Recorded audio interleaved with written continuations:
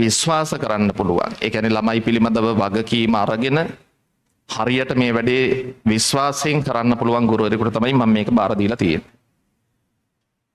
ඒතර ජනිදු සර් පිළිබඳව දැන් සමහර දරුවෝ දන්නවා විස්තර.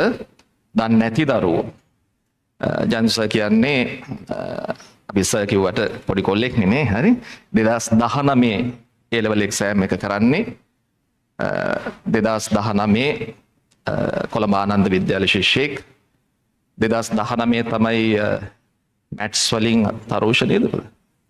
අයිලන්ඩ් ෆස්ට් උනේ තරුෂ කියන දරුවා මගේ ගෝලයෙක්. තරුෂගේ පන්තියම තමයි ජනුස නිල්දෙනින් ජනුස කොළඹ 12 වෙනියා මැට්ස් වලින්. හරි ඉහළම රෑන්ක් එකක්. අයිලන්ඩ් 36. ඊට පස්සේ මොරටුවේ එන්ජිනියරින් ෆැකල්ටි එකේ ඉලෙක්ට්‍රොනික්ස් පිළිබඳව තමයි ඩිග්‍රී එක කරන්නේ ඉහළම එකෙත්. හරි ෆස්ට් ක්ලාස් එකකින් තමයි වැඩේ ඉවර කරන්නේ. දැන් ඒගොල්ලන්ගේ මම හිතන්නේ උපාධි ප්‍රදානෝත්සවය මේ මාසෙ තියෙන්නේ නේ. මේ මාසෙ තියෙන මේ ඉස්සරහ සතියේදී. සාමාන්‍යයෙන් මේ බැජ් টොප් ලෙවල් එකේම හිටපු දරුවා. හරි. ඒ කියන්නේ සාමාන්‍යයෙන් බැජ් টොප් ඒ 1 2 3 ස්ථාන ආසන්නයේ හිටපු.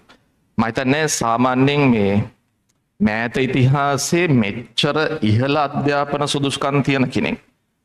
මොකද මොරටුව ගිහිල්ලා ඉලෙක්ට්‍රොනික්ස් කරලා ෆස්ට් ක්ලාස් එකක් කරන් බැජ් টොප් ලෙවල් එකේ ඉන්න කෙනෙක් ටියුෂන් වලට එනවා අපි එහෙම දැකලා නැහැ.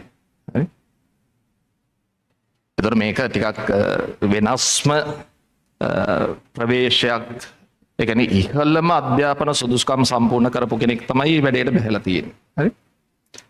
මම ඒ ටික කිව්වේ ඔයගලන්ට පොඩ්ඩක්වත් ජනිදු සර්ගේ මේකට තියෙන කැපැසිටි එක ගැන ඩවුට් එකක් තියාගන්න ඕනේ නැහැ. හරි.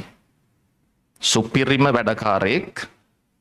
ඔයගලන්ට බය නැතුව මේ වැඩේ ජනිදු සර් හරහා කරගන්න පුළුවන්. හැබැයි හොඳට මතක තියාගන්න ජනිදු සර් කියන්නේ මම නෙමෙයි. මම කියන්නේ ජනිදු සර් නෙමෙයි.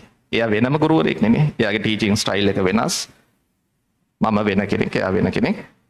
ඉතින් එතකොට අලුත් අත්දැකීමක්, නැවුම් අත්දැකීමක් ඔයගොල්ලෝ ටික කාලයක් යනකොට ජනිදු සර්ගේ ටීචින් ස්ටයිල් එකට හුරු වෙලා සර්ත් එක්ක විශ්වාසයෙන්, ඊටාම විශ්වාසයෙන් මේ වැඩේ කරගෙන යන්න පුළුවන්.